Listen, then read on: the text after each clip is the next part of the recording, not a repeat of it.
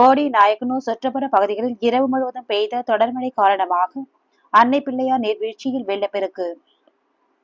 தடுப்பணைகளை தாண்டி மழை வெள்ள நீர் ஆர்ப்பரித்து செல்வதால் பொதுமக்கள் சுற்றுலா பயணிகள் தடுப்பணை பகுதிகளில் செல்லக்கூடாது என்று எச்சரிக்கை விடுக்கப்பட்டுள்ளது. தேனி மாவட்டம் போடி நாயக்கனூர் மேற்கு தொடர்ச்சி மலைப்பகுதிகளில் நேற்று இரவு சுமார் 8 மணி நேரம் தொடர்ச்சியாக பரவலாக மழை பெய்து வந்தது.